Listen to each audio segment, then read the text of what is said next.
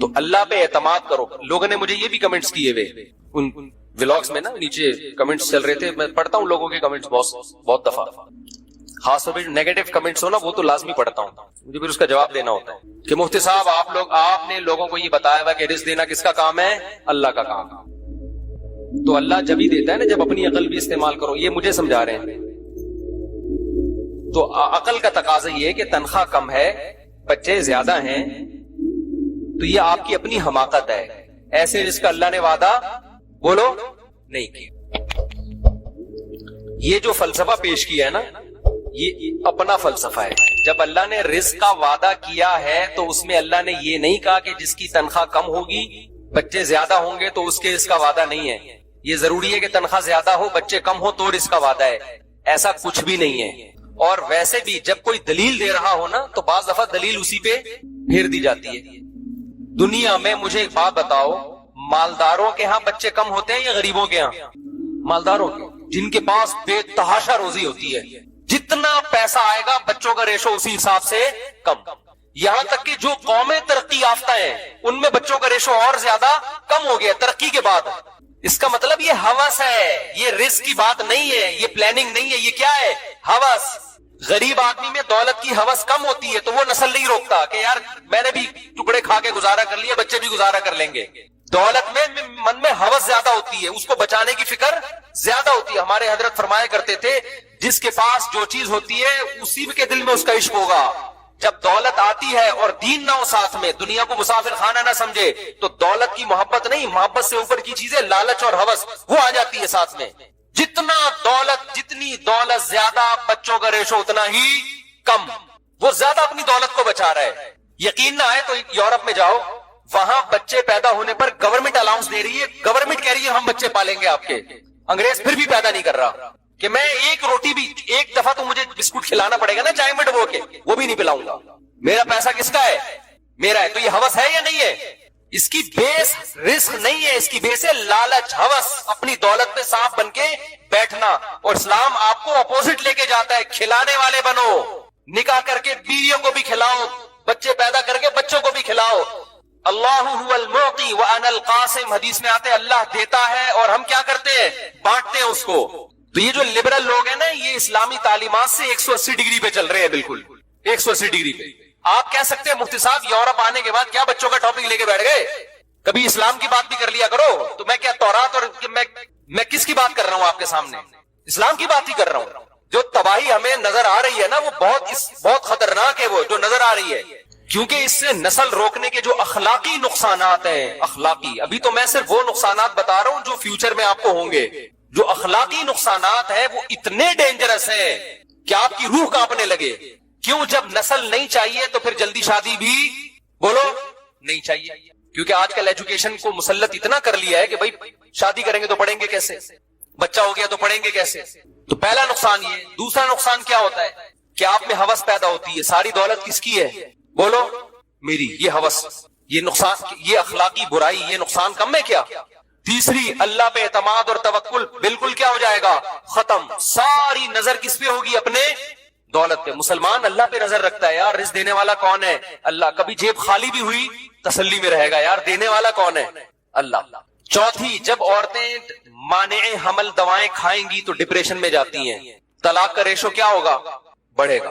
ویسے بھی جن کے بچے زیادہ ہوں ان میں طلاق کا امکان کم ہوتا ہے, وہ بچے ماں باپ کو جوڑ کے رکھتے ہیں. بچے کم ہوں, آج دیکھو نا کتنے ہمارے پاس کیس آئے ہیں, ذرا سی بات پہ عورتیں اپنے شوہر سے خلا لے رہی ہیں, طلاقیں لے رہی ہیں. کیوں بھائی؟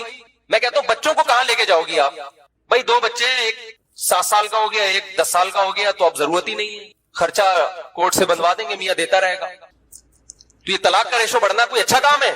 اولاد زیادہ ہو, میاں بیوی ایک دوسرے کو بھول کے کس کی خاطر نباہ کرتے ہیں؟ اولاد کی. اور انہیں لڑائیاں بھی کم ہوتی ہیں, مشغول ہو جاتے ہیں اولاد میں. اور پھر جو تنہائی ہوگی آپ کو فیوچر میں, اس تنہائی کو ختم کرنے کے لیے گورا شراب پیتا ہے, آپ کیا پیو گے؟ وہ نشہ کرتے ہیں, آپ کیا کرو گے؟ آپ بھی پھر آ جاؤ نشے کے اوپر. یہ تو میں نے چند بتائے, ورنہ اس کی گہرائی میں جائیں تو اتنے زیادہ ہیں کہ آپ کی سوچ ہوگی. سارا سیٹ اپ کی ایسی کی تیسی. اللہ کا کتنا فضل ہوا, اللہ نے مجھے مولوی بنا دیا. اے اللہ تیرا بہت بڑا فضل ہے, تیرا بہت بڑا فضل ہے. ہم اس عذاب سے اللہ نے ہمیں بچا لیا. میں اکثر بیانات میں کہتا ہوں نا، چند چیزیں ایسی تھی، میری تعریف کی بات نہیں کر رہا، ہم تو جتنے ظاہر ہے جو ستاری کا اللہ نے معاملہ کیا ہوا ہے نا، انسان اپنی خوبیاں پیش کرتا ہے نا، برائیاں کون بتاتا ہے؟ تو یہ نہ سمجھا کریں جب میں کوئی خوبی پیش کر رہا ہوں تو آپ سمجھیں کہ کوئی فرشتہ آسمان سے اتر کے آ گیا ہمارے سامنے۔ ہر آدمی میں خوبیاں بھی ہوتی ہیں، خامیاں بھی ہوتی ہیں، خامیوں پہ حکم ہے پردہ ڈالو، اس کو نہ بتاؤ، اور دوسروں کو بھی حکم ہے پردہ ڈالو، تو اس لیے ہم اچھائیاں ہی بیان کرتے ہیں۔ تو اس سے بس خوش فہمی میں مبتلا نہ ہو جایا کریں کہ پتہ نہیں کتنے نیک ہوں گے، اتنے برے بھی نہیں ہیں، یہ بھی ذہن میں رکھ لیں۔ اگر ہے بھی تو اللہ جانے، ہم جانے، آپ کو کیوں بتائیں، ہے نہیں ویسے اتنے، ٹھیک ہے، کلپ آ جاتے ہیں نا، یہ تو خود کہہ رہے تھے کہ ہم اتنے برے ہیں۔ اللہ کرے کہ ایسا ہو کہ ہم اتنے برے نہ ہوں، اللہ کرے، یہ دعویٰ تو کوئی بھی نہیں کر سکتا۔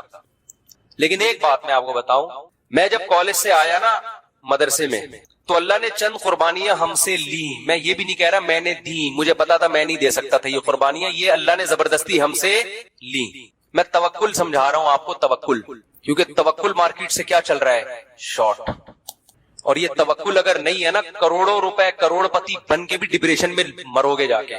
توکل اگر ہوگا تو سوکھی روٹی میں بھی آدمی خوش رہتا ہے۔ ہم جب مدرسے میں آئے، پہلا تانا، پیسہ نہیں کما سکتے۔ پیسہ کیا ہوگا؟ کسی مولوی کو کیا جاب ملتی ہے بتاؤ آپ؟ کتنے گریڈ کا آفیسر ہوتا ہے مولانا؟ کچھ بھی نہیں ہوتا۔ نمبر 2، سفر نہیں ہو سکتا، ملا کی دوڑ مسجد سے گھر تک۔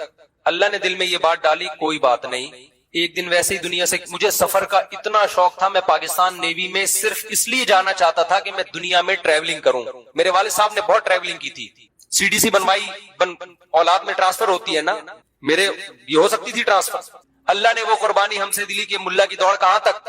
بولو، مسجد تک۔ ہم نے کہا چلو مسجد تک ہی رہیں گے، اصل کیا ہے، آخرت ہے، کیونکہ ہم تو اب مولاناؤں کو دیکھ رہے تھے مسجد سے گھر، گھر سے مسجد بچا رہے ہیں، دین کی خدمت کر رہے ہیں، اللہ ہم سے خدمت لے لے۔ تیسری چیز تنہائی، سارے کالج اسکول کے دوست کیا ہو گئے، بولو نا، چھوٹ گئے۔ جن کے ساتھ اسنوکر کھیلتے تھے، وہ نہیں ہوتا یہ والا، میں جو ایک دن ڈریم ورلڈ میں گیا تو وہاں یہ والا کھیل رہا تھا نا، ابھی تو نام بھی نہیں پتا، وہ فٹ بال نہیں ہوتا، یوں کرتے ہیں، تو میں بڑا اچھا کھیل رہا تھا۔ انہوں نے کہا یار آپ مولوی ہو کے بڑا ٹائٹ کھیل رہے ہو۔ ہم نے کہا یار ہم نے شارع فیصل پہ بہت کھیلا ہے، ہمارے کزن تھے، دوستیاں تھیں، یہ کھیل رہے ہوتے تھے نا، اور بھی پتہ نہیں کیا کیا، کرکٹ بہت کھیلا ہے، فٹ بال کھیلا ہے، ہاکی کھیلا ہے۔ پنجاب میں کھیلا کو کھیلی بولتے ہیں گیم کو، اصل میں لفظ یہ سارے مذکر ہیں، کرکٹ کھیلا جاتا ہے، کھیلی نہیں جاتی، لیکن اب پنجاب میں کیونکہ آبادی ان کی زیادہ ہے، تو جس کی آبادی زیادہ ہوتا ہے پھر کلچر اسی کا چلتا ہے مارکیٹ میں، زبان بھی اسی کی، تو وہ پنجاب والے مذکر کو مؤنث کر دیتے ہیں، تو کہتے ہیں کرکٹ کھیلی، تو اب سب کے اردو اسپیکنگ بھی کھیلی بول رہے ہیں۔ خیر ہے، یہ کوئی اتنی بڑی بات نہیں ہے، لیکن اصل جو اردو کا لفظ ہے کرکٹ کھیلا جاتا ہے، کھیلی نہیں جاتی۔ تو خیر، تنہائی، سارے دوست مارکیٹ سے کیا ہو گئے، کیونکہ سر پہ ٹوپی آ گئی اور سر کے بال غائب ہو گئے، وہ شو بازیاں کیا ہو گئی، مدرسے والوں نے ٹرینڈ کرا دی، دوست یار مارکیٹ سے شارٹ۔ اور کمال کی بات ہے ہمارا مدرسہ اتنا چھوٹا تھا کہ اس میں بھی دوستیاں نہیں ہوئی ہماری، کیونکہ اپنی کلاس میں وحدہ لا شریک لہو تھا، اکیلا۔ ہمارے استاذ کہتے تھے وحدہ لا شریک لہو۔ 2 طالب علم تھے جو مجھ سے سینئر تھے، 4 مجھ سے اور اوپر، تو 4 6 8 طلبہ تھے ٹوٹل۔ تو یہ تیسری چیز ہو گئی تنہائی۔ چوتھی چیز، تانے ملتے تھے، کوئی رشتہ نہیں دے گا۔ مولویوں کو کون پوچھتا ہے میرے بھائی، سمجھتے ہو؟ کوئی رشتہ بولو نہیں دے گا، کیونکہ تنخواہ نہیں ہوگی، اور مولویوں کی تو تنخواہیں بھی ہو تو بھی لوگ نہیں پوچھتے، کہ ڈرتے ہیں پتہ نہیں یار بیگم کو رسی سے باندھ کے رکھے گا، مارے گا، پیٹے گا، روزانہ لاتے گھسے۔ لوگوں نے ایک مولویوں کا ایسا کانسیپٹ سوسائٹی میں دیا ہوا، تو رشتہ مارکیٹ سے کیا ہوگا، شارٹ ہوگا۔ تو اللہ تعالیٰ نے مولوی بننے کے بعد، اور ہم نے ان چیزوں پہ کمپرومائز کر لیا تھا، ذہنی طور پر تیار تھے کہ یہ رشتے کا یہ تھا کہ ایک آدھ تو مل جائے گی، یہ تھا، اتنا نہیں تھا کہ ایک بھی نہیں ہوگی، یہ تھا کہ یار کوئی نہ کوئی آڑی ترشی ہمیں بھی کوئی پہنا دے گا۔ تو ہم نے سوچا چلو گزارا چلائیں گے۔ تو اب جب میرے سفر شروع ہوئے، ذہن میں تھا کہ سفر مجھے، اور 5 سال پہلے کسی نے کہا اللہ آپ کو دنیا میں سفر کرائے گا، میں نے کہا یار مجھے سفر کا نہیں لگتا، کیوں کرائے گا ہمیں کوئی۔ تو اللہ تعالیٰ نے سارے کام کیا کر دیے، تنہائی ایسی دور ہوئی ہے کہ اب میں لوگوں سے بھاگ رہا ہوں، لوگ پیچھے پیچھے بولو بھاگ۔ یہ جو آپ دیکھ رہے ہیں نا، درس ہو رہے ہیں، دنیا سن رہی ہے، مجھے وہ دن یاد ہے، میں بیٹھا ہوں، کوئی بھی نہیں سن رہا۔ سمجھتے ہو کہ نہیں سمجھتے؟ درس قرآن کے لیے بیٹھا، ایک بندہ بھی درس میں نہیں بیٹھا۔ یہ ہمارے پرانے دوستوں سے پوچھ لیں آپ، وہ دن یاد ہے، بیٹھا ہوں تو 2 آدمی بیٹھے ہیں۔ اور آج میرے جو چینل پہ درس قرآن چل رہے ہیں، یہ درس میں نے 1 مہینہ صرف ایک آدمی کو دیا ہے، جو آج लाखों लोग सुन रहे हैं। ऐसा भी हुआ कि हमने मस्जिद में दर्स शुरू किया, शागिर्द कितने हैं? एक, उसी को दे रहे हैं बस दर्स। बयान में 4 आदमी बैठे हैं, बस पूरा बयान। बाज़ दफा 3 आदमी बैठे हैं, बाज़ दफा 1 आदमी, लेकिन प्रॉपर हम क्या करते रहे? अपनी जिम्मेदारी। हमने ये नहीं देखा क्राउड है या नहीं है। मैं अपनी तारीफ नहीं कर रहा, हम जितने पानी में हमें पता है। मैं आप लोगों को सिर्फ मोटिवेट कर रहा हूं कि कुछ किस अल्लाह पे भी छोड़ दो, दुनिया की फिक्र मत करो। हमारे हजरत फरमाया करते थे, अच्छा सबसे बड़ी फिक्र तो रिस्क की थी ना, रिस्क कहां से आएगा? तो मैं जब मदरसे में गया तो हमारे हजरत का पहला बयान ही हुआ मुल्ला का रिस्क। हजरत ने फरमाया मौलवी को चाहिए रिस्क की फिक्र छोड़ दे, रिस्क टकरे मार मार के आएगा। समझते हो कि नहीं समझते? ऐसे रोजी आएगी। लेकिन अगर रिस्क के पीछे भागना शुरू कर दिया, लालच आ गई, हजरत ने फरमाया कि फिर अल्लाह सारी जिंदगी मखलूक का मोहताज बना के रखेगा, सारी जिंदगी मांगने में गुजरेगी। फिर मुझे वो दिन भी याद है जब मैं 4-4 शादियों की बात करता था, लोग कहते थे तुम्हारी जेब में धेला है नहीं, और दुकान पकौड़ों की बातें क्या करोड़ों की। उन्होंने मेरा माजी नहीं देखा ना, वो ये तबसरे कर रहे हैं। आज लोग कह रहे हैं अबे पैसा है और शोहरत है तो जाहिर है 15 बच्चे पालना आसान है। भाई ये चीजें उस वक्त थी जब ये चीजें कुछ भी नहीं थी। उस वक्त तो हमें गुर्बत के ताने लोग दिया करते थे कि अपनी औकात देखो और अपने जज्बात देखो। इस औकात पे ये जज्बात बिल्कुल भी अच्छे नहीं लगते। तो हम लोगों को समझाते थे कि भाई ये तो कुरान में अल्लाह ने वादा किया है, इसका ये मतलब है, इसका वो कहते थे मतलब का ये मतलब है। फिर हम उसका पूरी रात मेरे मुनाजरे होते थे। समझते हो कि नहीं समझते?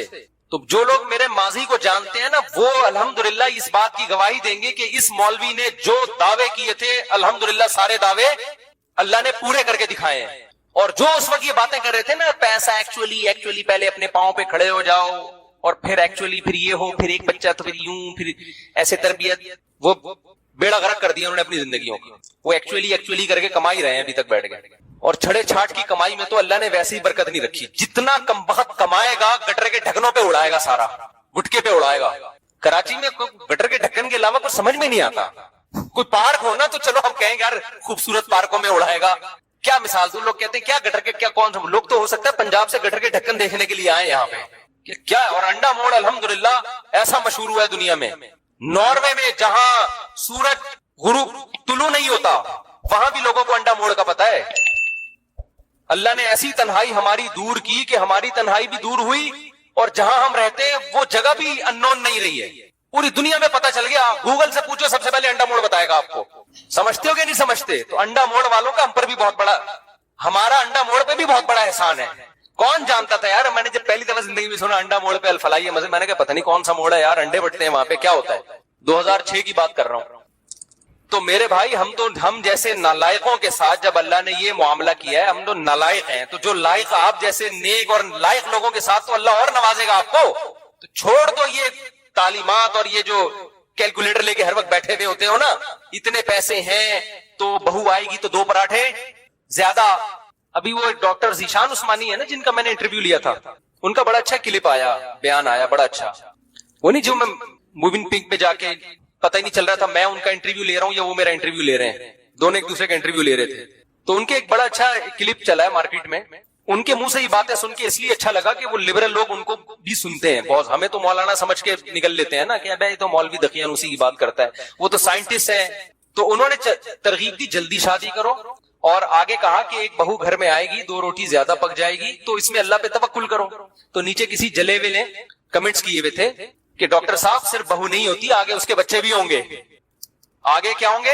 उसके बच्चे भी होंगे। तो मेरा दिल चाह रहा था मैं नीचे कमेंट करूं सिर्फ बच्चे नहीं, फिर आगे बच्चों के बच्चे भी होंगे, फिर उसके उन बच्चों की बीवी भी आएगी, फिर उनके बच्चे भी होंगे, फिर उन बच्चों के बच्चे भी होंगे।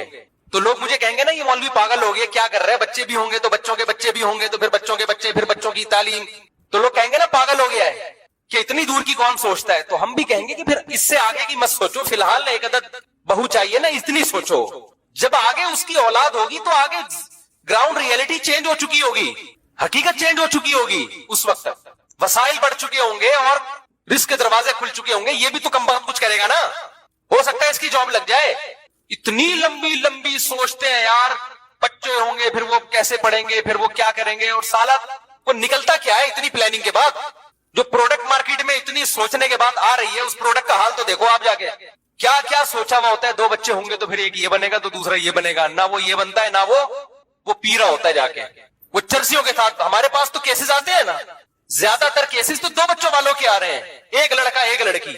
نہ لڑکی کنٹرول میں اور نہ لڑکا کنٹرول میں, اس لیے کہ لڑکے کو بڑے بھائی کنٹرول کرتے, بڑے بھائی کچھ بڑا چھوٹے کی وجہ سے کنٹرول میں آتا, وہ سارا سیٹ اپ کیا ہو گیا, خراب.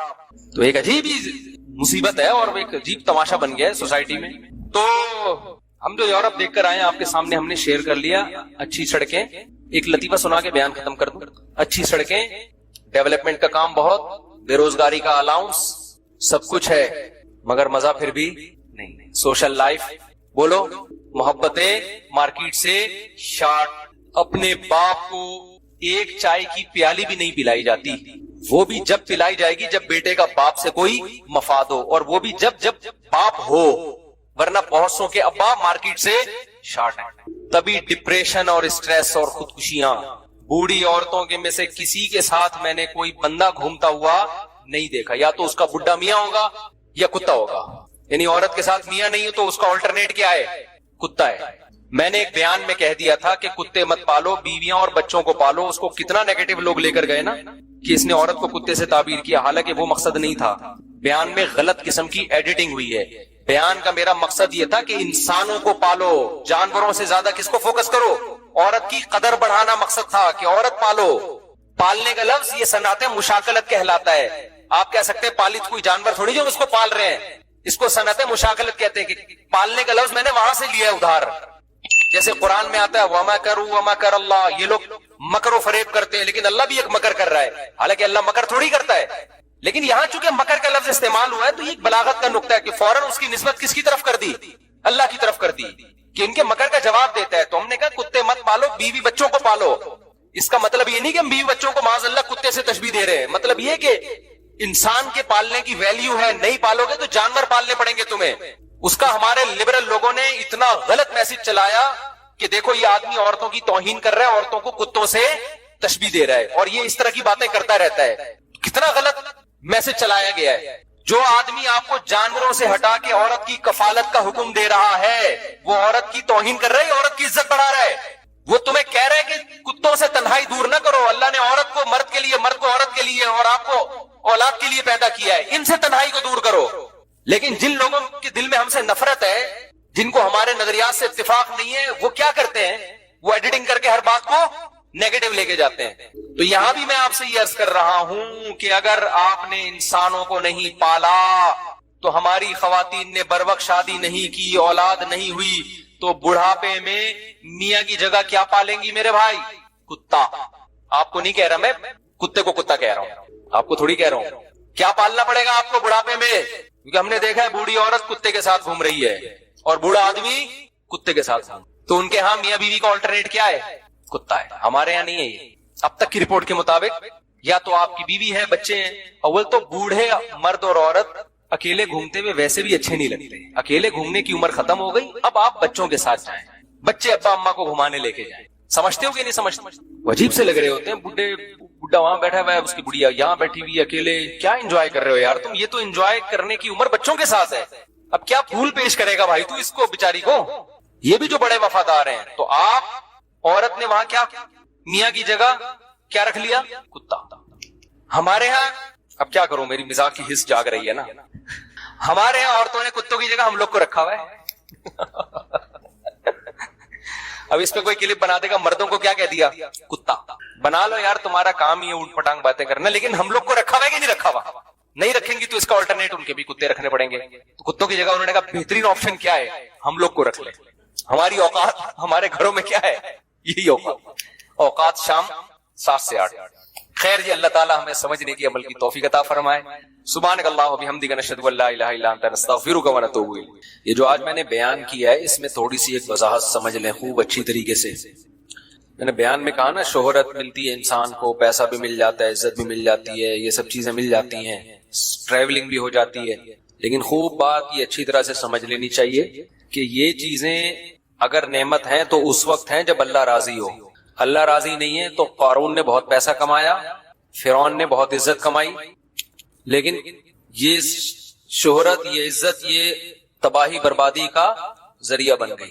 اس لیے اپنے ذہنوں میں یہ بات اچھی طرح بٹھا لیں کہ ایک آدمی جو جھونپڑی میں رہتا ہے, سوکھی روٹی بمشکل گزارا ہوتا ہے, دنیا میں کوئی اسے نہیں جانتا, لیکن اس نے اللہ کو راضی کیا ہوا ہے. خدا کی قسم وہ کروڑہ گنا خوش قسمت ہے اس شخص سے جس کے پاس دنیا کی ہر نعمت ہو مگر اللہ اس سے خوش نہ ہو. کیونکہ آج کل نا یہ دنیا میں لوگوں کی ٹریولنگ ولاگس اور یہ سب چیزیں دیکھ دیکھ کے نوجوانوں کی کھوپڑی آؤٹ ہونا شروع ہو جاتی ہے. سمجھتے ہیں یار پیسہ کماؤ, پیسہ کماؤ. کمائے, کسی نے منع نہیں کیا آپ کو. اصل کیا ہے؟ تلک الدار الآخرۃ نجعلها للذین لا یریدون علوا فی الارض ولا فسادا. قارون جب اپنے خزانوں کے ساتھ نکلا اور روب اور دبدبے کے ساتھ, تو دنیا پرستوں نے کہا یا لیت لنا مثل ما اوتی قارون, ہائے کاش ہمیں بھی ایسا پروٹوکول ملتا. اس زمانے کے موٹیویشنل اسپیکر قارون کو اپنی مجلسوں میں بلاتے ہوں گے کہ آپ کی سکسیس کا راز کیا ہے. اس زمانے میں بھی تو ہوتے ہوں گے نا کوئی نہ کوئی, اپنی ورک شاپس میں ان کو بلاتے ہوں گے پروگرام میں, قارون تشریف لائیے آپ کو ایوارڈ دیا جائے گا, آپ یہاں کامیابی تک کیسے پہنچے. اصل میں اسٹرگل میں کبھی مایوس نہیں ہوا. یہ ٹوپی ڈرامے قارون نے بھی بہت کیے ہوں گے. اور موسیٰ علیہ السلام سے پوچھا جاتا ہوگا معاذ اللہ آپ کی ناکامی کا سبب کیا ہے. نہ آپ کے پاس پیسہ ہے, نہ کوئی خاص ٹریولنگ ہے, صرف ایک دفعہ مدین گئے تھے وہ بھی کسی کیس میں, ٹھیک ہے نا, قتل کا مقدمہ چل رہا تھا, تو فرعون کے خوف سے مصر چلے گئے اور پیدل سفر اتنا لمبا, اور وہاں 10 سال بکریاں چرائی ہیں. تو اس زمانے کے موٹیویشنل اسپیکر بتاتے ہوں گے کہ دیکھو سکسیس قارون کے پاس ہے, اور اسٹرگل تھی, اور ساتھ جو کامیاب انسانوں کی ساری صفات کس میں تھی؟ قارون میں پائی جاتی تھی. اور موسیٰ علیہ السلام کے پاس تو نہ اسٹرگل ہے, پیسے کمانے کی اسٹرگل, اور غلطی سے قتل بھی ہو گیا, کیسز ہیں تو ناکام معاذ اللہ. لیکن اللہ کیا کہہ رہا ہے, کون کامیاب تھا بھائی؟ حضرت موسیٰ کا. کیوں؟ اللہ ان سے کیا تھا؟ خوش تھا. فرعون سے اللہ خوش نہیں تھا. تو آج بعض دفعہ لوگ اپنے بچوں کو یہ سوچ کے مولوی بنانے لگے ہیں کہ ہمارا بچہ بھی شاید کوئی 4 شادیاں کر لے اس بہانے. تو یہ خوب اچھی طرح ذہن میں بٹھا لیں کہ بار بار قرآن و سنت سے ہمیں پتہ چلتا ہے کامیابی صرف اللہ کی رضا کا نام ہے. اور یہ جو دنیا کی چمک دھمک ہے نا, اس سے تو بالکل بھی متاثر ہونے کی ضرورت نہیں ہے. مرنے کے بعد سب کیا ہے, کیا ناروے, کیا سویڈن, کیا جاپان, کیا جرمنی, کیا کباب پراٹھے, کیا برگر, کیا پیزا, کیا 4 بیویاں, کیا 18 بچے, 15 میں 3 اور ایڈ کر لو, کیا جا رہا ہے, نہیں 22 کر لو چلو. تو یہ سب کیا ہونے والا ہے؟ تو اللہ خوش ہے تو بھائی سب سیٹ ہے, اللہ خوش نہیں ہے تو سب کیا ہے. تو اس لیے ان چیزوں کو اگر کرو بھی تو اللہ کی رضا کے لیے. پیسہ کماؤ کس کے لیے؟ اللہ راضی ہوگا. اللہ کو اوپر والا ہاتھ نیچے والے ہاتھ سے زیادہ پسند ہے. تو اوپر والا ہاتھ جب پیسہ ہوگا تو بنے گا نا, ورنہ تو ادھار ہی مانگتا رہے گا. تو اس نیت سے کماؤ بھی, سفر بھی کرو اللہ کو راضی کرنے کے لیے. تو اصل مقصد اللہ کی رضا ہے. پھر یہ چیزیں مل جائیں تو ٹھیک ہے, نہیں ملے تو بھی کیا ہے, بلکہ نہ ملنے میں زیادہ ٹھیک, اس لیے کہ آزمائش کم ہو جائے گی آپ کی. غریب آدمی کی آزمائش کم ہے, پیسے والے کی آزمائش زیادہ ہے. تبھی حدیث میں آتا ہے کہ جنت میں غریب ہول سیل کے حساب سے ہوں گے, پیسے والے شارٹ ہوں گے جنت میں. کیوں؟ وجہ اس کی یہ کہ جب پیسہ آتا ہے تو نماز روزہ مارکیٹ سے شارٹ ہوتا ہے. غریب آدمی کے پاس کچھ ہے ہی نہیں تو چلو نماز ہی پڑھ لو یار, جا کے فلم تو دیکھ نہیں سکتے, نیٹ بیلنس ہی نہیں ہے, وائی فائی بھی ادھار لے رہا ہوتا ہے وہ لوگوں سے, تو وہ نماز پڑھنا اس کے لیے آسان ہے. اچھا بھائی, اچھا آج کل نا لوگ اپنا, ابھی یہ صاحب آئے نا مجھ سے ملے, کہنے لگے میرے کان میں میری 2 بیویاں 8 بچے ہیں, میرے کان میں کہہ کر گئے. آج کل لوگ اپنا تعارف مجھ سے اس طریقے سے کروا رہے ہوتے, اتنا ٹرینڈ چل پڑا ہے نا. ان کو پتا ہے مفتی صاحب نے لفٹ کرانی نہیں ہے, 2 بیویاں بولوں گا تو لفٹ کرائیں گے, اچھی طرح سے ملیں گے, سیلفی بھی ہوگی. ورنہ پہلے تو لوگ بھائی میرا یہ بزنس ہے, بھائی میں نے 4 مہینے لگائے ہیں تبلیغ میں, بھائی میں فلانے گریڈ کا آفیسر ہوں, بھائی میں آپ کا پڑوسی ہوں, بھائی میں یوں.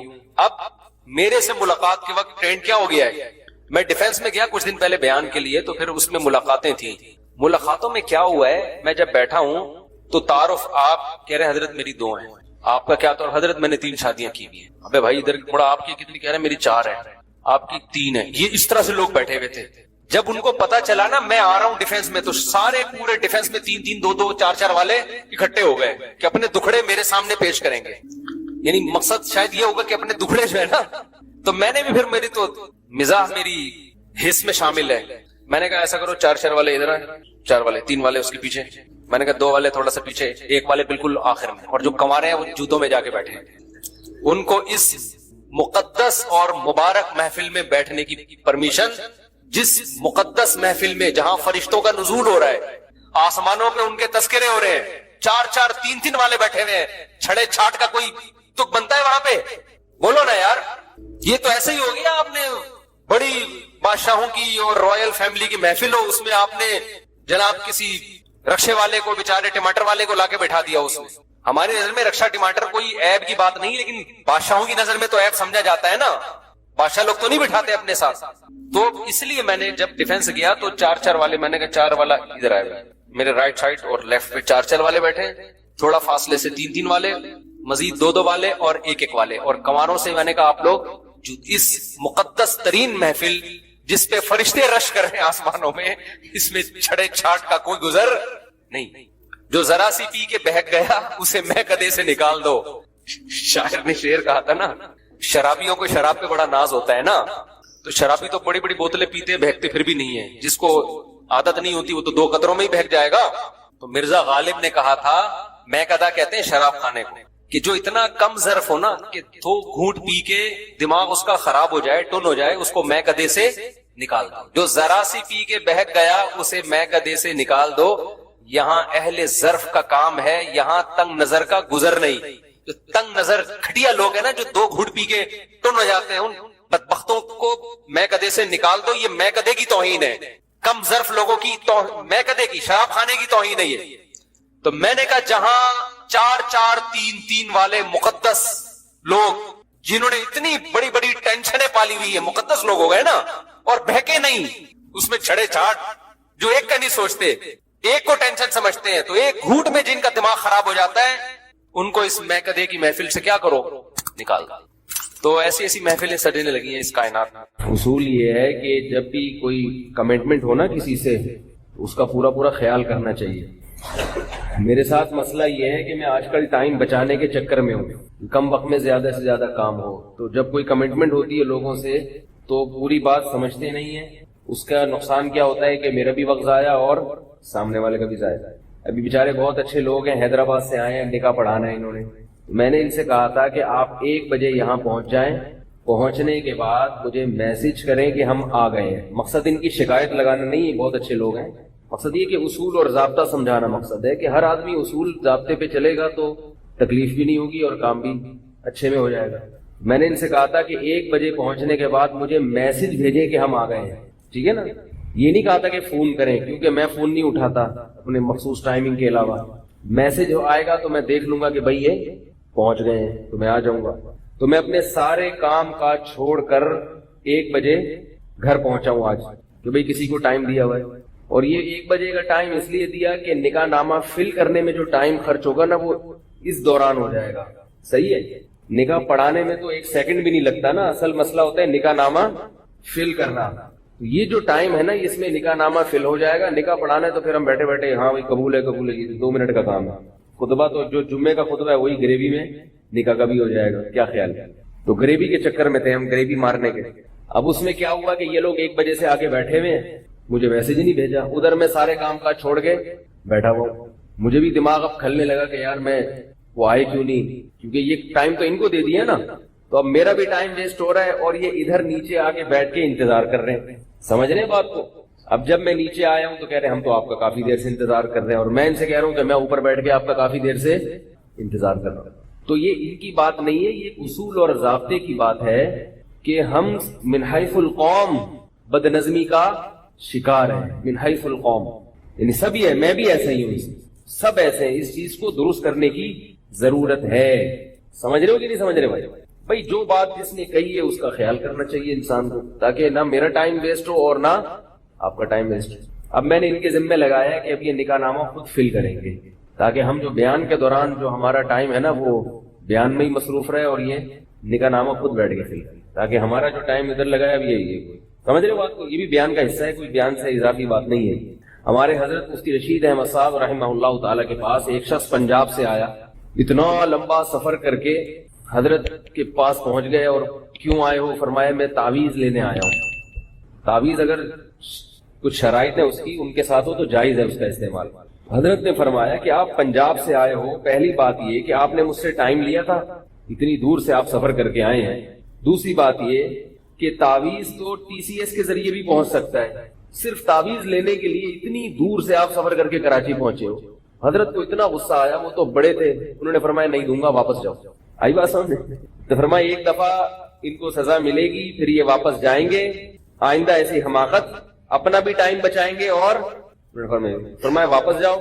وہاں سے اب دوبارہ خط لکھو.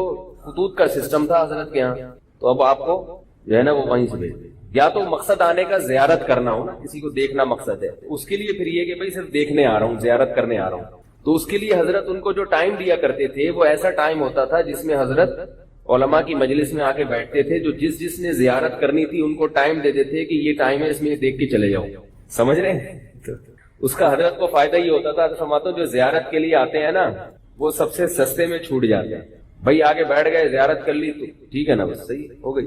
تو جب ایک انسان اصول سے اور ضابطوں کے ساتھ چلنے کی کوشش کرتا ہے, 100% تو کوئی بھی نہیں چل سکتا, تو اس میں الجھنیں کم ہوتی ہیں. اسی وجہ سے میں نے دعوتوں میں جانا بالکل چھوڑ دیا ہے.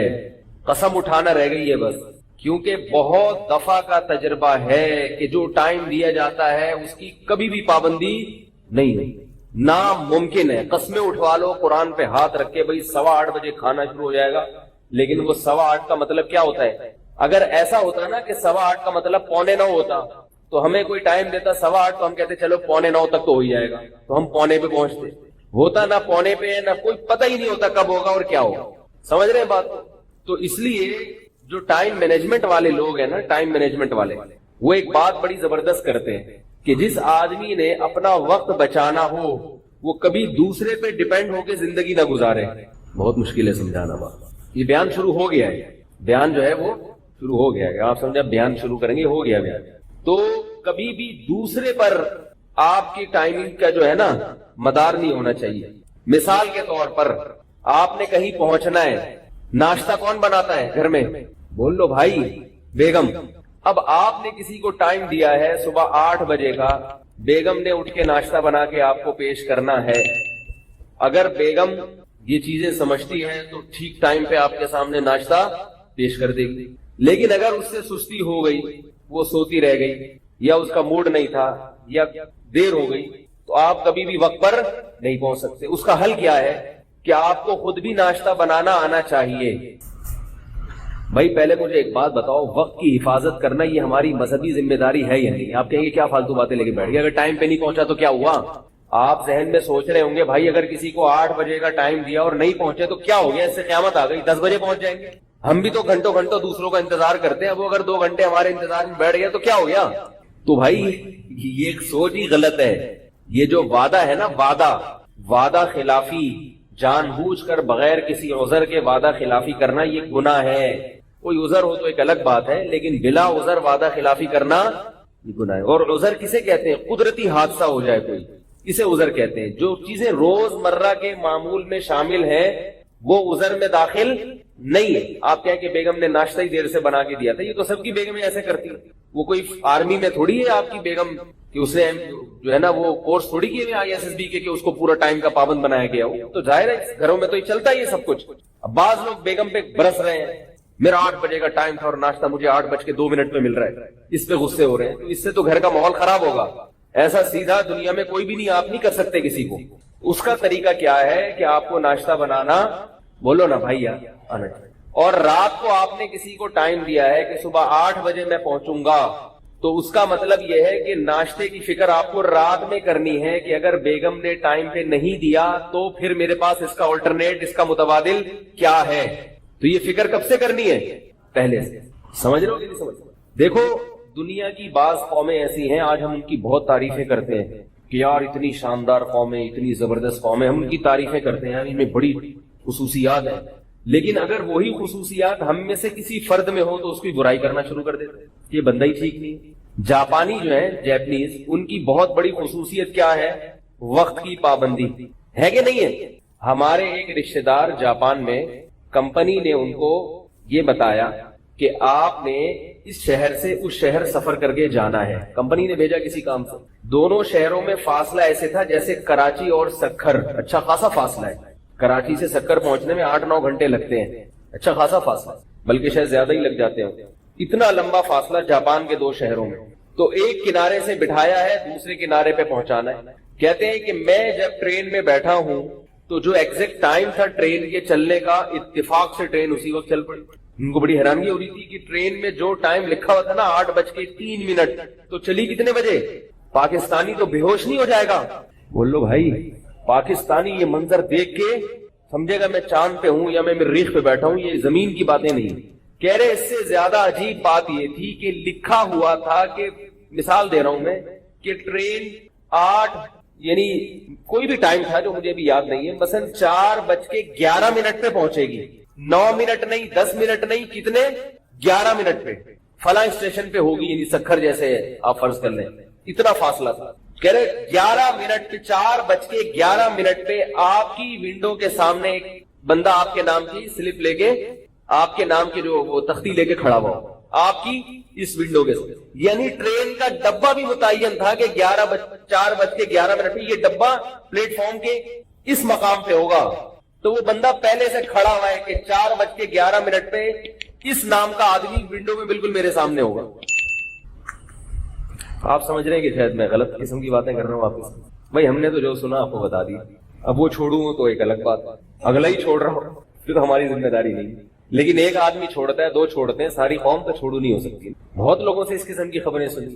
ٹھیک 4:11 پہ گاڑی وہاں رک چکی تھی اور میرے نام کی تختی لے کے بندہ سامنے کھڑا ہوا.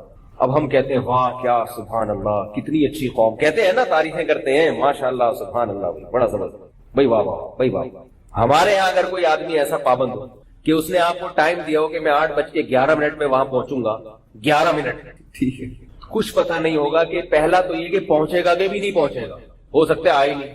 1 ہفتے بعد آپ کو فون کر رہا ہوں, یار وہ میں تو بھول ہی گیا تھا, یار مجھے پتہ ہی نہیں تھا. پھر اگر آیا تو 8:11 تو کبھی نہیں بولے گا, ایک لم سم ٹائم بتائے گا. ہو سکتا ہے 8 سے لے کے 1:15 کے درمیان کسی بھی وقت آ سکتا. اب آپ وہاں اسٹیشن پہ منجی ڈال کے, تھوڑی میں بھی پنجابی سیکھ رہا ہوں, چارپائٹ کو منجی کہتے ہیں نا, منجی ڈال کے آپ ایئرپورٹ پہ سو جائے, کسی بھی وقت آ سکتا ہے. تو اور اگر ٹائم کا پابند ہو نا تو لوگ اس کو بیوقوف سمجھیں گے, بولیں گے یہ پاگل ہے. آج میں نے کسی کو ٹائم دیا تھا 11:30 بجے کا, کہیں جانا تھا, میں پہنچ گیا 11:30 بجے, میں اکیلا ہی بیٹھا ہوا تھا وہاں. میں بھی کوئی اتنا زیادہ ٹائم کا پابند نہیں ہوں, لیکن ہونے کی کوشش بہرحال کرتا ہوں جس حد تک ممکن ہو, کوشش ہوتی ہے. اور یہ عیب ہے, عیب یہ سمجھتا ہوں کہ اگر میرے اندر بھی خامی ہے وقت کی پابندی نہ کرنے کی, تو کم از کم اس کو گناہ سمجھ کے توبہ کی توفیق مل جاتی ہے. یہ بھی غنیمت ہے کہ آدمی اس غلطی کو غلطی تو مانے نا, کہ بھئی اس کی اصلاح کی کوشش کرنی چاہیے. تو ہم پہنچ گئے, ہم اکیلے ہی بیٹھے ہوئے تھے. اب میں نے ان کو جو ٹائم دیا ہوا تھا اس میں یہ بھی تھا کہ بھائی میں نے واپس بھی آنا ہے, جمعہ پڑھانا ہے. 1 بجے کسی اور کو ٹائم دیا ہوا ہے, میں نے یہاں نکاح والوں کو ٹائم دیا ہوا تھا. تو ہم بھاگے پھر وہاں سے افراتفری میں یہاں پہنچے تو وہ نکاح والے بیٹھے ہوئے بیچارے انتظار تھا. اب ان کی کیا فضائی حدیث سناؤں, ٹھیک ہے, اب ان کو ہم نے کام پہ لگا دیا, نکاح نامہ فل کرو. یہ میرا کام تھا, مگر اب یہ ان کا کام تھا. میں خود کون سا کرتا ہوں, میں بھی کسی اور سے ہی کرواتا ہوں. ٹائم بچانا نا, جو کام کوئی اور کر سکتا ہے وہ میں بیٹھ کے کیوں کروں گا. 50 روپے پکڑا دو اس کو, یار فل کر. میں جو نکاح پڑھاتا ہوں نا, لوگ سمجھتے ہیں میں فل کرتا ہوں, میں 100 روپے پکڑا کے کسی سے فل کرواتا ہوں. اس لیے کہ میں کہتا ہوں کہ جتنا ٹائم نکاح نامہ فل کرنے میں لگے گا وہ 100 روپے سے زیادہ قیمتی ہے. کیا خیال ہے بھائی, اس ٹائم میں ہم کوئی اور کام کر لیں. تو 100 روپے میں ہمارے حضرت مفتی رشید احمد صاحب رحمہ اللہ کے پاس ایک کیس آیا. اس زمانے میں 50,000 روپے کی رقم بہت بڑی رقم ہوتی تھی. 2 پارٹیوں کا پھڈا تھا 50,000 کا. دونوں نے ایک دوسرے کے خلاف دعویٰ کیا تھا. ایک کا کہنا تھا کہ اس کے میرے ذمے 50,000 ہے, اس کا کہنا تھا کہ اس کے میرے ذمے. دونوں پارٹیاں آئیں, حضرت کو حکم بنایا, ثالث بنایا. حضرت ان کے پاس بیٹھے. حضرت کو اندازہ ہو گیا کہ کیس بہت لمبا ہے, اس میں ٹائم بہت لگے گا. اور دوسری طرف حضرت ثالث بن بھی چکے تھے.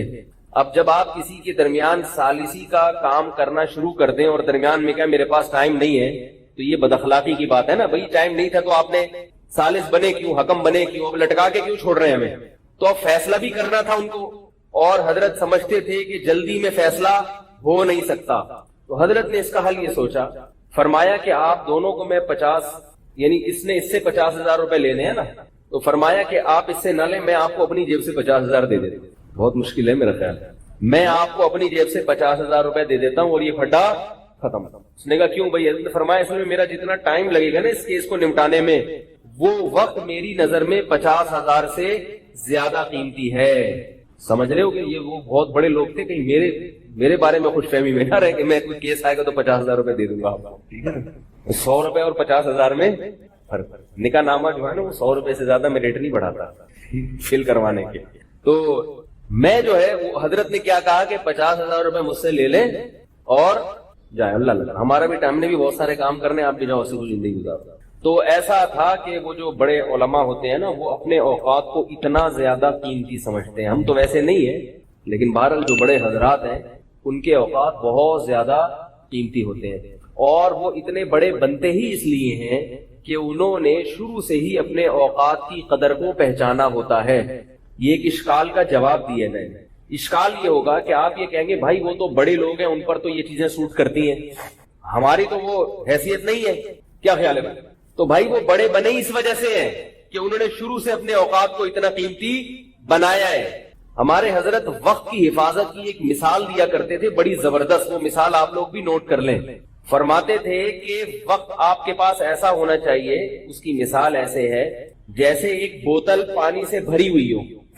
ایک بوتل پانی سے بھری ہوئی, اتنی بھری ہوئی ہے کہ اس میں ایک بلبلہ بھی نہیں آ سکتا ہوا کا.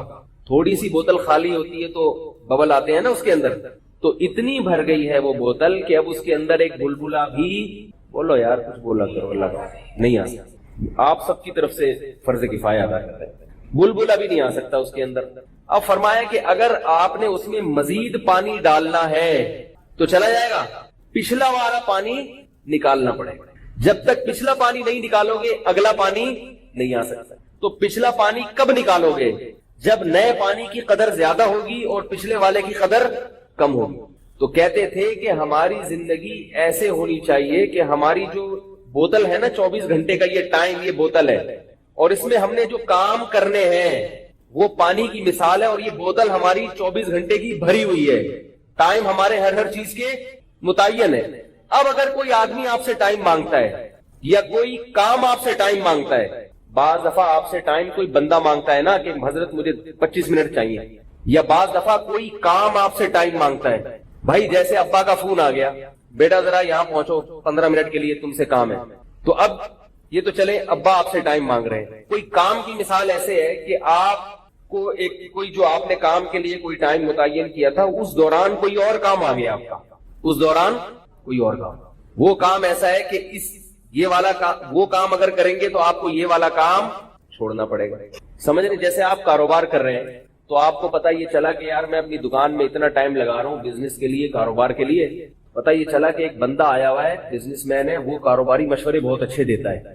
اب آپ دکان بند کر کے, یہ بھی ایک کام ہے نا جو آپ سے ٹائم مانگ رہا ہے. بہت سارے کام ہو سکتے ہیں دینی اعتبار سے بھی اور دنیاوی. اور اس کی آسان مثال کہ آپ کسی اہم کام میں مصروف ہیں اور جنازہ تیار ہے کسی کا, بھی جنازہ پڑھنا ہے. اب آپ نے جو پروگرام بنایا ہوا تھا کہ میں 2 سنتیں پڑھوں گا, اس کے بعد فوراً میں پتلی گلی سے حسب معمول بھاگوں گا.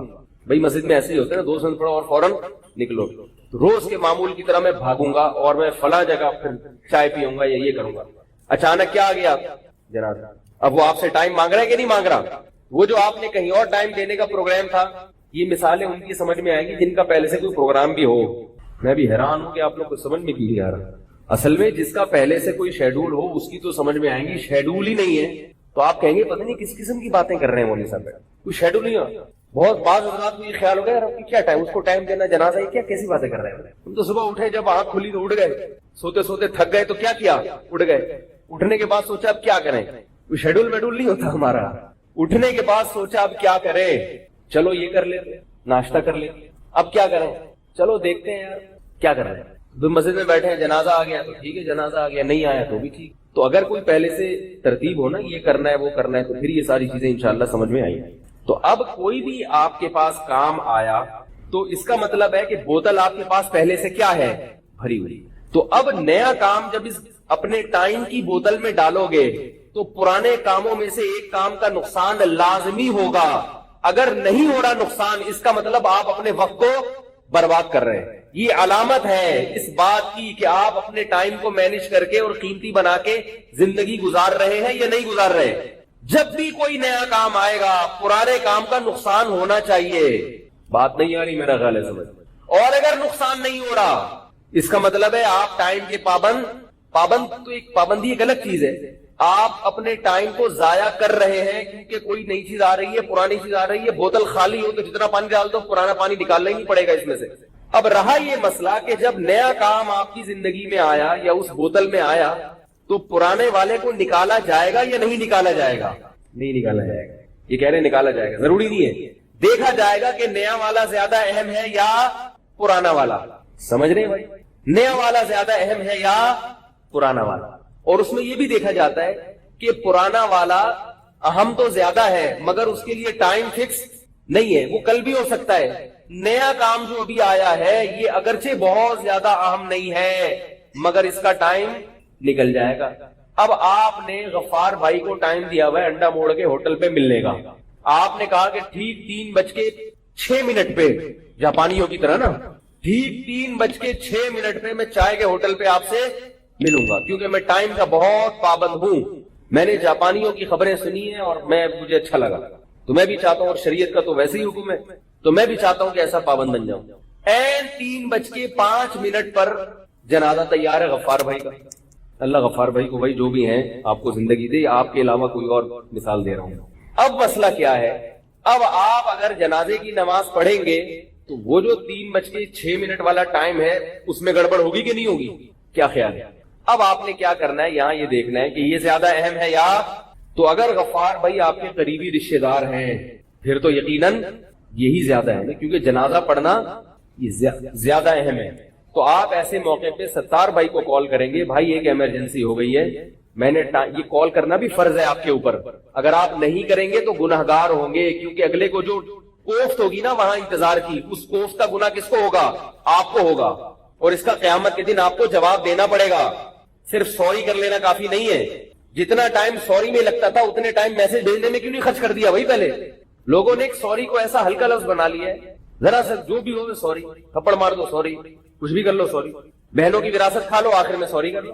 1 کروڑ کی وراثت کھا کے بیٹھے ہوئے, مرنے سے حج پہ جانے سے پہلے کہتے جو کہا سنا سب معاف. ہوتا ہے کہ نہیں ہوتا؟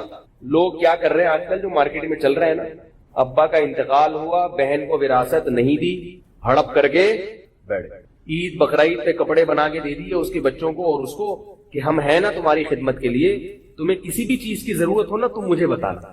وہ جو اس کی 1 کروڑ کی دکان ہے وہ نہیں دے رہے, اور کیا کہہ رہے بھائی تمہیں جس چیز کی بھی ضرورت ہو مجھے بتانا. حج پہ جانے سے پہلے سنا تھا کہ بھائی معافی تلافی کر کے جانا چاہیے, تو اب سب نے میسج گھما دیا اس بہن کو بھی, بھائی کوئی بھی مسئلہ ہو, میں نے دل دکھایا ہو تو حج پہ جانے سے پہلے معاف کر دو. وہ بھی بیچاری کیا کہے گی, معاف کر دیا. 1 کروڑ روپے کیا ہو گئے؟ حلال ہو گئے. ایسے نہیں ہوتے حلال, آپ کو شورے ہوں گے واقعی حلال ہو گئے. ہمارے فرمایا کرتے تھے بعض لوگ کھاتے حرام ہیں اور ذرا بےہودہ سی مثال ہے, فرمایا اسے ہگنے سے پہلے حلال کروا لیتے. مثال تو بےہودہ ہے لیکن جیسی تھی ہے وہی بتاؤں گا نا. کیا مطلب؟ کھا لیا بغیر پوچھے اور ہضم ہونے سے پہلے اسے سوری کر لی. ٹھیک ہے نا کہ بھائی آپ کا مال کھایا ہے تو کھا لیا, اب آپ اجازت دے دیں. تو کہے گا اب کھا ہی لیا تو اب میں اسے انتقام لے کے کیا کروں؟ کہتے چلو بھائی معاف کیا میں نے. تو وہ کھانے کے بعد خارج ہونے سے پہلے کیا ہو گیا؟ حلال. ایسے ہوتا نہیں. یہ جو سوری ہے نا, سوری آپ نے سوری کی, سامنے والے نے ہاں کر دی اور معاف کر دیا, اس میں زبان کا اعتبار نہیں ہے شریعت میں. سمجھ رہے؟ جب کوئی حقوق و لباد کے معاملے میں کسی کو معاف کرتا ہے تو اس میں زبان کا اعتبار نہیں ہے. کس کا اعتبار ہے؟ دل کا, کہ یہ دل سے معاف کیا ہے یا نہیں کیا. کیونکہ نبی صلی اللہ علیہ وسلم نے ارشاد فرمایا لا يحل مال امرئ مسلم الا بطیب نفس منہ, کسی مسلمان کا مال دل کی مکمل خوشی کے بغیر حلال. 1 روپیہ بھی حلال نہیں, 1 کروڑ کہاں سے حلال ہوگا؟ تو آپ نے بہن کی 1 کروڑ کی دکان غصب کی ہوئی ہے اور حج پہ جانے سے پہلے آپ نے معافی مانگ لی, شب برات میں معافی مانگ لی, 27ویں رات کو معافی مانگ لی. لوگ سمجھتے ہیں کہ یہ معافی کافی ہے, یہ کافی نہیں ہے. سمجھ رہے ہیں؟ حقوق اللہ کے حقوق کے معاملے میں بھی کافی نہیں ہے اور حقوق العباد کے معاملے میں بھی کافی نہیں ہے. اللہ کا حق بھی اگر ہے تو وہ پہلے دینا پڑے گا. نمازیں اگر قضا کر لی آپ نے تو وہ اللہ کو دینی پڑے گی, قضا بھی پڑھنی پڑے گی اور اللہ سے معافی بھی مانگنی پڑے گی. رمضان کے روزے ضائع ہوئے تو وہ دینے پڑیں گے اللہ کو, وہ رکھنے پڑیں گے. ہاں یہ ضرور ہے کہ بندوں کے حقوق میں اور اللہ کے حقوق میں اللہ نے ایک فرق یہ رکھا ہے کہ بندوں کا حق فوراً مکمل جیسے جیسے وہ کہہ رہا ہے دینا پڑے گا. اللہ کے حق کے بارے میں کیا ہے کہ نمازیں 10-20 سال کی ہیں تو ایک دن میں پڑھنا ضروری نہیں ہے. 10 سال کی نمازیں 10 سال پہ ڈیوائڈ کر دیں اسے. سمجھ رہے کہ نہیں؟ کیوں نہیں سمجھ رہے بھائی؟ تو یہ بات خوب ذہن میں رکھیں کہ یہ جو ہم نے توبہ کا ایک تصور بنایا ہوا ہے کہ بس استغفار کافی ہے، استغفار ان معاملات میں کافی ہے جن معاملات میں قضا نہیں ہے اللہ کے حکم، جس کا کوئی بدل نہیں ہے، اس میں صرف توبہ استغفار کافی ہے. لیکن وہ توبہ استغفار بھی دل کی گہرائیوں سے ہو، ندامت ہو، پچھلے پر ندامت ہو. ایسا نہ ہو کہ چلو پچھلا تو کر لیا، وہ تو مزے اڑا لیے نا، اب آئندہ کے لیے توبہ. پچھلے پر ندامت ہو، غلط کیا میں نے، اے اللہ جو ماضی میں بھی کیا ہے غلط کیا ہے میں نے، یہ احساس ہونا چاہیے انسان کو، آئندہ نہ کرنے کا پکا عزم ہونا چاہیے. تو میں یہ عرض کر رہا تھا کہ آپ نے 3:06 کا ٹائم دیا کسی کو، اور کیا آ گیا اس دوران؟ جنازہ. یا رشتہ دار کا جنازہ تو نہیں ہے لیکن جنازہ ایسی جگہ ہے کہ آپ وہاں خود موجود ہیں.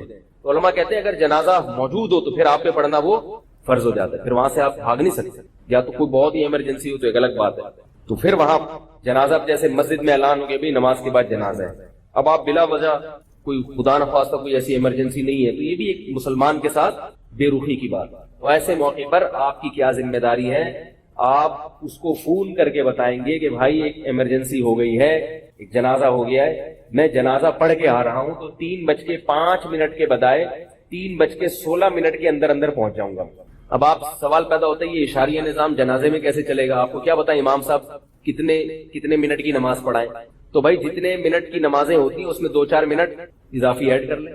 کیا خیال ہے؟ تراویح اتنی تو نہیں پڑھائیں گے نا، 2 منٹ کی ہو جائے گی، زیادہ 5 منٹ کی، بہت زیادہ 5 منٹ کی ہو جائے گی. تو آپ نے جو غفار بھائی بیٹھے ہوئے انڈا موڑ پہ آپ کا انتظار کر رہے ہیں ان کو آپ نے 2-4 منٹ اضافی رکھ کے بتانے ہیں تاکہ آپ جلدی پہنچ جائیں تو وہ خوشی سے مر جائیں، اور اگر جلدی نہ پہنچے ٹائم پہ پہنچے تو کہیں بھائی یہی ٹائم دیا تھا انہوں نے.